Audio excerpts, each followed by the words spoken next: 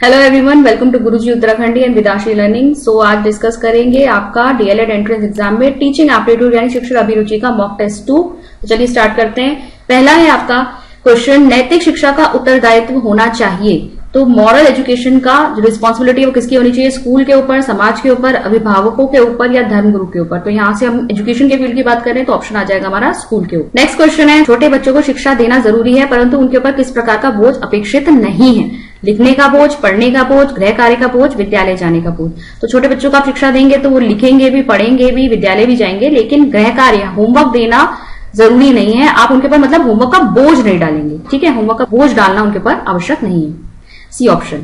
शिक्षा के माध्यम से कल्याण होता है समाज के सभी वर्गों का, आदर्श परिवार का, मनुष्य के व्यक्तित्व का, छात्र व छात्राओं का।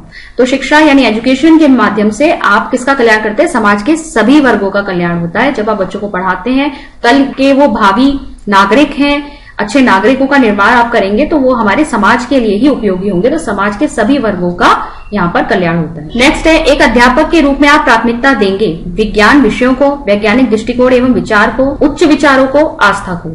तो एक टीचर के रूप में आपको किसे प्राथमिकता देनी चाहिए, प्रायोरिटी देनी चाहिए? वैज्ञानिक दृष्टिकोण यानी साइंटिफिक एटीट्यूड होना चाहिए और विचार होने चाहिए।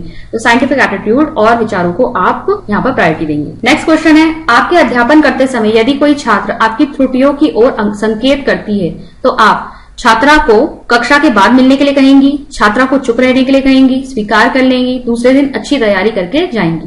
तो यहाँ पर सही ऑप्शन होगा आपका स्वीकार कर लेंगी। अगर कोई बच्चा आपकी गलती बता रहा है तो आप उसको एडमिट कीजिए, आप स्वीकार कर लीजिए और फिर वहां पे जो नेसेसरी सुधार या इंप्रूवमेंट की जरूरत है वो आप वहां पर करेंगे। यदि कोई अभिभावक आपसे मिलने कभी नहीं आता तो आप क्या करेंगे? बालक को दंड देना प्रारंभ कर देंगे, बालक पर ध्यान नहीं देंगे, उनसे स्वयं मिलने जाएंगे, अभिभावक को लिखेंगे। तो दंड देना नहीं होगा, बालक पर ध्यान नहीं देंगे, ये भी नहीं होगा। अब इन दोनों में से आप क्या देख सकते हैं? अगर बहुत ज्यादा आवश्यक कोई काम है जहां आपको बच्चे की किसी विशेष समस्या के बारे में बताना है आपको पेरेंट्स को, तो वहां आप स्वयं मिलने जा सकते हैं। नहीं तो पहले आप क्या करेंगे? अभिभावक को लिखेंगे, ठीक है? होमवर्क डायरी में नोट लिख के दे देते हैं ताकि पेरेंट्स आकर मिले। नेक्स्ट है, छात्रों में अनुशासन बनाए रखने के लिए एक शिक्षक की कौन सी भूमिका सराहनीय है? तो आपको डिसिप्लिन बना के रखना है बच्चों में, तो आपकी कौन सी भूमिका या कौन सा रोल होना चाहिए? शिक्षक की अपनी योग्यता, शिक्षक का विचार, शिक्षक का व्यक्तित्व, शिक्षक की कक्षा प्रबंधन की क्षमता। तो यहाँ पर अगर आपको डिसिप्लिन बना के रखना है तो आपका क्लासरूम मैनेजमेंट अच्छा होना चाहिए, इसलिए यहाँ पर ऑप्शन हो जाएगा आपका डी, शिक्षक की कक्षा प्रबंध की क्षमता। अनुशासन भंग करने वाले छात्र को दिया गया दंड ऐसा होना चाहिए। तो अगर कोई डिसिप्लिन नहीं है, इनडिसिप्लिन है, तो वो बच्चा जो है उसको आप किस तरह का दंड देंगे, किस तरह की पनिशमेंट देंगे? भय के कारण कोई छात्र अनुशासन भंग ना करे, वह छात्र हमेशा उसकी याद करके कांप जाए, दंड पाने वाला छात्र अपने को सुधार ले, या स्कूल भर में उसकी चर्चा हो। तो यहाँ से ये सारे नेगेटिव पॉइंट्स हैं, ठीक है? सही ऑप्शन आपका क्या हो जाएगा? दंड पाने वाला छात्र अपने को सुधार ले, दंड ऐसा होना चाहिए। नेक्स्ट है, भाषा सीखने का प्रभावी उपाय है। तो अगर लैंग्वेज आपको सीखनी है तो उसका सबसे अच्छा तरीका क्या है? पाठ्य पुस्तकें पढ़ना, सहायक पुस्तकें पढ़ना, अखबार पढ़ना या वार्तालाप करना। तो डी ऑप्शन यहाँ से हमारा करेक्ट ऑप्शन है। इंटरैक्शन करना, बातचीत करना, वार्तालाप करने से ही भाषा सीखना सबसे प्रभावी होता है। छात्रों के चरित्र निर्माण में सबसे अधिक महत्वपूर्ण भूमिका किसकी होती है? तो कैरेक्टर डेवलपमेंट अगर बच्चों का करना होता है, पहला है अध्यापक के उपदेशों की, स्वयं अध्यापक के आदर्श चरित्र की, महापुरुषों के जीवन गाथा पढ़ाने की, धार्मिक शिक्षा की। तो यहाँ पे सही ऑप्शन होगा स्वयं अध्यापक के आदर्श चरित्र की। देखिए यहाँ पर मॉरल वैल्यूज अगर आपको डालनी है बच्चे के अंदर, बच्चे को डिसिप्लिन सिखाना है, इस तरह के जो भी कैरेक्टरिस्टिक्स आपको बच्चे के अंदर डालनी है उसको आपको क्या करना पड़ेगा? आपको खुद से फॉलो करना पड़ेगा। जब आप खुद उस चीजों को फॉलो करेंगे तभी बच्चा जो है उससे प्रभावित होकर अपने अंदर भी वही वैसे ही चेंजेस लेकर आएगा, उन चीजों को आत्मसात करके अपने व्यवहार में दिखाएगा, ठीक है? तो ऐसा नहीं होना चाहिए आप बच्चे से कह कुछ रहे हैं कि आप समय का पाबंद होना चाहिए लेकिन आप खुद टाइम पे नहीं आ रहे। तो आपको खुद से अपने व्यवहार में वो सारी चीजें लानी है जिससे कि देखकर बच्चा भी खुद सेल्फ डिसिप्लिन हो जाए, अपने अंदर मॉरल वैल्यूज ले आए। नेक्स्ट है, निम्नलिखित शिक्षा विधियों में से कौन सी विधि वास्तविक अनुभवों को प्रदान करने के दृष्टिकोण से उत्तम है? तो रियल एक्सपीरियंस कौन सी टीचिंग मेथड में मिलेगा? भ्रमण विधि, प्रोजेक्ट विधि, भाषण विधि, पाठ्य पुस्तक विधि।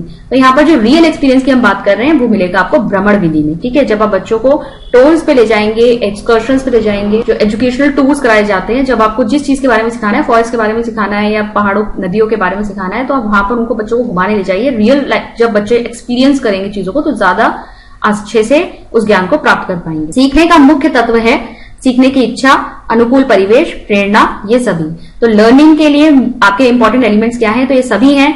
सीखने की इच्छा होनी चाहिए, साथ ही साथ आपका कंड्यूसिव एनवायरमेंट होना चाहिए और मोटिवेशन भी होना चाहिए। तो ये सभी डी ऑप्शन हो जाएगा। नेक्स्ट है शिक्षा की खेल विधि का अर्थ है। तो प्लेवे मेथड की जो हम बात करते हैं उसका मतलब क्या है? खेल क्रियाओं द्वारा शिक्षा, खेल क्रियाओं द्वारा मनोरंजन, खेल की शिक्षा, क्रियाशीलता पर जोर। तो ये प्लेवे मेथड जो होता है इसका मतलब है आप खेल खेल में ही बच्चों को सिखाइए, तो खेल क्रियाओं द्वारा शिक्षा होता है। नेक्स्ट है पाठ योजना तभी सही बन सकेगी जब शिक्षक को, तो लेसन प्लान की बात हो रही है, कब अच्छा लेसन प्लान बनेगा? छात्र के पूर्व ज्ञान का पता हो, विभिन्न शिक्षा विधियों का ज्ञान हो, शिक्षा सिद्धांतों का ज्ञान हो, ये सभी। तो इन सभी की जरूरत पड़ेगी एक लेसन प्लान बनाने के लिए। आपको बच्चों के पूर्व ज्ञान का भी पता होना चाहिए, शिक्षा विधियां, टीचिंग मेथड्स क्या क्या होते हैं इनका पता होना चाहिए, और प्रिंसिपल्स का भी पता होना चाहिए। अभ्यास से क्या होता है? तो प्रैक्टिस जब आप करते हैं तो उससे क्या फायदा होता है? ज्ञान प्राप्त होता है, ज्ञान इंद्रियों का प्रशिक्षण होता है, याद होता है, गृह कार्य नियमित करने की आदत पड़ती है। ठीक है, तो नॉलेज प्राप्त होती है, अभ्यास से नहीं होती। वो तो जब पहली बार सुन रहे हैं, चीजों को पहली बार देख रहे हैं, तभी आपको ज्ञान प्राप्त हो जाता है। साथ ही साथ याद होता है उस पर। लेकिन हम प्रैक्टिस की जब बात कर रहे हैं तो वहां पर आपका इंपॉर्टेंट क्या है कि आपके जो सेंसेस है वो ट्रेन हो जाते हैं। ठीक है, किसी काम को अगर आप बार बार दोहराएंगे, आपके सेंसेस इतने ट्रेन हो जाते हैं कि आप उसको बहुत परफेक्टली कर पाते हैं। ठीक है, तो याद होता है और गृह कार्य नियमित होता है, ये ऑप्शंस नहीं होंगे। आपका ज्ञान इंद्रियों का प्रशिक्षण होता है, ये आपका सही ऑप्शन है। फिर नेक्स्ट है कक्षा में संप्रेषण की सबसे शक्तिशाली बाधा है। क्लासरूम में जो कम्युनिकेशन है उसमें सबसे इंपॉर्टेंट बैरियर क्या होता है? बाहरी हस्तक्षेप, शिक्षण सामग्री का अभाव, शिक्षक के स्तर पर भ्रांति या कक्षा में शोरगुल।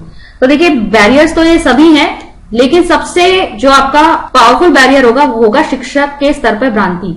अगर टीचर को ही ये नहीं पता है, क्लियर नहीं है कि बच्चों को बताना क्या है, क्या बोलना है उनसे, तो यहाँ पर ये सबसे बड़ा आपके लिए बैरियर सामने आएगा। अगर आप इन चीजों को हटा भी दें, बाहरी हस्तक्षेप को हटा दें, शिक्षण सामग्री का अभाव है, चलिए आप किसी और मेथड से पढ़ा लीजिए, कक्षा में आप नॉइज को भी रिमूव कर दीजिए, शांत कर दीजिए। लेकिन अगर टीचर जो है वही स्पष्ट नहीं है, उसी को पता नहीं है, क्लियर नहीं है कि उसे पढ़ाना क्या है, बताना क्या है, तो यहाँ पर ये सबसे बड़ा कम्युनिकेशन में आपको बैरियर देखने को मिलेगा। तो शिक्षक के स्तर पर भ्रांति। संदर्भ पुस्तकों एवं अन्य पाठ्य सामग्रियों के अध्ययन से क्या लाभ होता है? तो एक्स्ट्रा बुक्स जो आप पढ़ते हैं उससे आपको क्या फायदा होता है? ज्ञान में व्यापकता आती है, परीक्षा पे अच्छे अंक प्राप्त होते हैं, आनंद प्राप्त होता है, निर्णय शक्ति का विकास होता है। तो इसमें सही ऑप्शन हो जाएगा ज्ञान में व्यापकता आती है। तो आप मेन बुक से तो पढ़ते ही है जो आपकी टेक्स्ट बुक होती है, उसके बाद अब अगर एक्स्ट्रा चीजें और ज्यादा जानना चाहते हैं तो आप क्या करते हैं? एक्स्ट्रा बुक्स की हेल्प लेते हैं। तो ज्ञान में व्यापकता आती है। छात्रों में आपराधिक प्रवृत्ति एवं युवा अपराधिता का प्रमुख कारण है।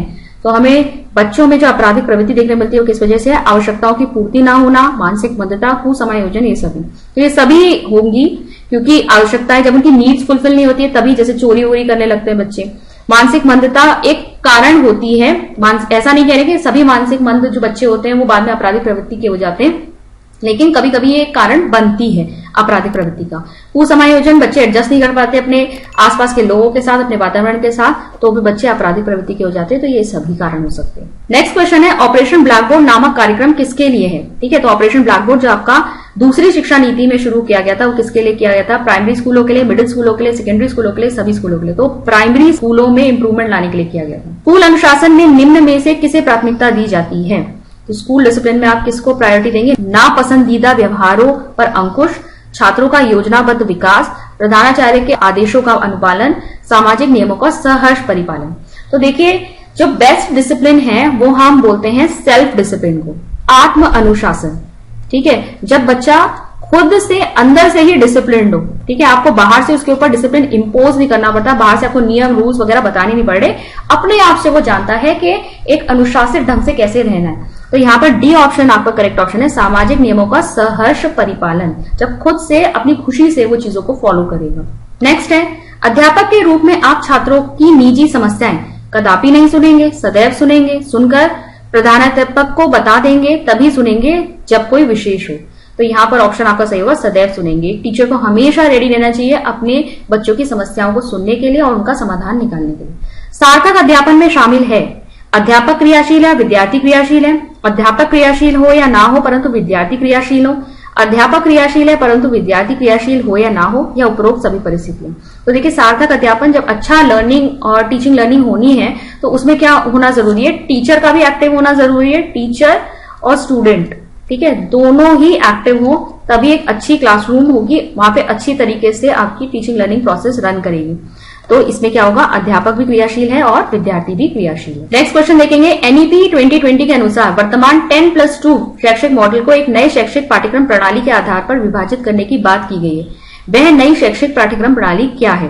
तो आपकी नई शैक्षिक पाठ्यक्रम प्रणाली क्या है? 5+3+3+4। ये ऑप्शन आपको कहां नजर आ रहा है? बी ऑप्शन में। तो बी ऑप्शन यहाँ पे करेक्ट हो जाएगा। नेक्स्ट है, राष्ट्रीय शिक्षा नीति 2020 में शिक्षक को किस कक्षा तक मातृभाषा, स्थानीय या क्षेत्रीय भाषा में पाठ पढ़ाने पर बल दिया गया है? तो मदर टंग या फिर रीजनल लैंग्वेज में पढ़ाने की बात की गई है आपकी क्लास 5 तक। ठीक है, तो सी ऑप्शन यहाँ पे करेक्ट हो जाएगा। नेक्स्ट है, हमारे देश के संविधान में किसके लिए निःशुल्क और अनिवार्य शिक्षा की व्यवस्था है? सभी छात्रों के लिए, 14 वर्ष तक के सभी छात्रों के लिए, सभी छात्रों और प्रौढ़ के लिए, सभी नागरिकों के लिए।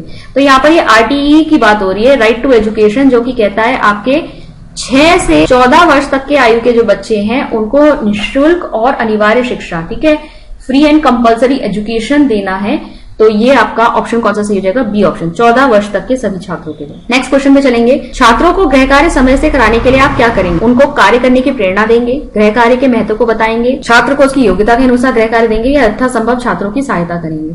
तो बच्चों से गृह कार्य आपको समय से कराना है, ठीक है। तो यहाँ पर समय से कराने की बात हो रही है कि टाइमली बच्चों का होमवर्क हो जाए, तो बच्चों की आप यथासंभव सहायता करेंगे। नेक्स्ट है, अध्यापक का आचरण जरूरी है। तो अध्यापक का किस तरह का आचरण जरूरी होता है? सूचनात्मक, प्रशासकीय, निर्देशात्मक, आदर्श। ठीक है, इन्फॉर्मेटिव होना चाहिए, सही मैनेजमेंट होना चाहिए, निर्देशात्मक इंस्ट्रक्टिव होना चाहिए, या फिर आदर्श होना चाहिए। तो यहाँ पे आदर्श होना चाहिए, आइडियल होना चाहिए एक अध्यापक का आचरण।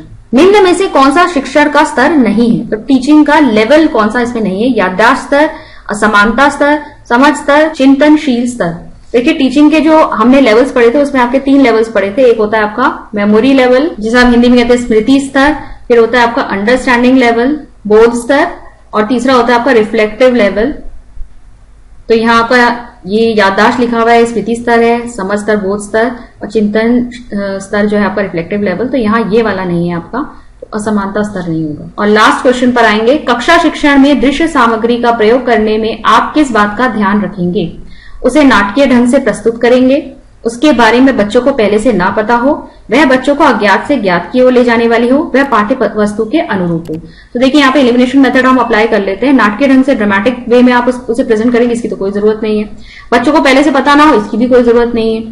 अज्ञात से ज्ञात की ओर ले जाए, ये तो बिल्कुल ही गलत है। हमेशा नोन टू अननोन होता है, ठीक है। ये आपका मैक्सिमम इन्होंने गलत लिख दिया, अज्ञात से ज्ञात लिख दिया, ये नोन टू अननोन होता है हमेशा। पहले आप जो बच्चों को पता है वो समझाएंगे, उसके बाद आप अज्ञात की ओर लेके जाएंगे।